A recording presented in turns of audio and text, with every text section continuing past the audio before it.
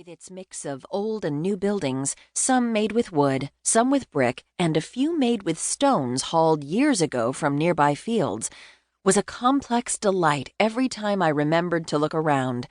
Today, however, my noticing capacity was limited because Eddie kept distracting me with a running commentary I had no chance of understanding.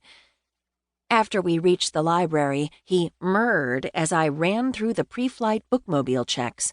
He murred as I carried him inside and strapped the carrier to the floor of the passenger's side. And he murred at Julia Beaton, my outstanding part-time bookmobile clerk, as she bounded up the stairs.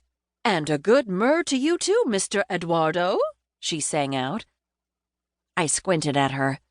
Do I detect a new accent? "My dear Assistant Library Director, there is no such thing as a new accent." What she'd said sounded familiar, but only sort of. Did that start as a Mark Twain quote about ideas?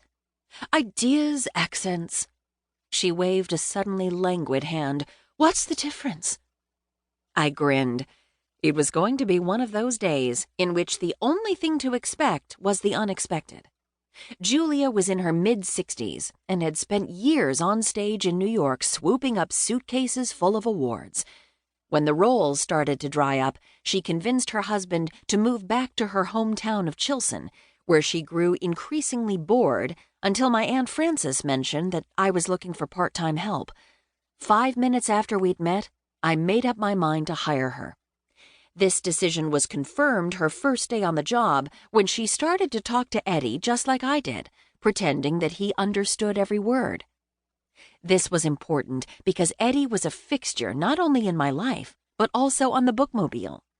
He'd stowed away on the vehicle's maiden voyage, and though I'd tried to keep his presence a secret, Eddie wasn't big on secrecy, and even less big on staying in the cabinet I'd tried to hide him in. Keeping my then-boss, Stephen the stickler for rules, from knowing about Eddie's presence had kept me in anxiety for some time, but it had worked out in the long run, and these days I couldn't go anywhere without someone asking how Eddie was doing. I settled into the driver's seat and glanced over at my furry friend. 2.5 years ago, Eddie had attached himself to me when I'd gone for a walk on an unseasonably warm April day. The fact that this attachment had happened in a cemetery, next to the final resting place of Alonzo Tillotson, born 1847 and died 1926, should have meant that the cat's name would be Alonzo. But Alonzo is a very long name to call a cat, especially since they never come when called, and the name Eddie just fit. He was a very Eddie-like cat. "Nothing yet?" Julia asked as she buckled herself into the passenger seat. "More specifics, please." I started the engine, dropped the transmission into gear, and eased the 31-foot-long vehicle out of the library's back parking lot. "Nothing as in nothing ventured, nothing gained?" I started warming to my theme. Wasn't it Maya Angelou who said, "Ain't nothing to it but to do it"? And don't forget Emily Dickinson's poem that saying nothing sometimes says the most. Or Julia flung out her long arm and pointed in the direction of my hands. "As in, no engagement ring."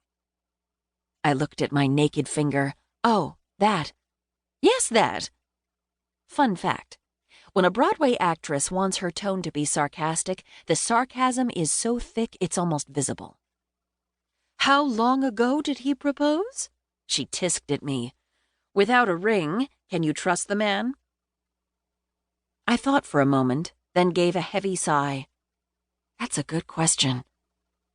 Julia's head whipped around fast enough to send her long strawberry blonde braid flying. "It is?" Her mouth dropped open. "Well, no," I said. "Rafe is the most trustworthy man on the planet. But it was fun to see that shocked look on your face." "Huh." Julia's feet tapped the top of Eddie's carrier. "Did you hear that, my fine feline friend? Minnie caught me by surprise. Who would have thunk it?" "Murr." The two of them carried on a conversation that didn't include me, so I started thinking about Rafe Niswander, my fiancé. He'd proposed just over a month ago, but we hadn't taken any steps toward the actual wedding since then. This was mostly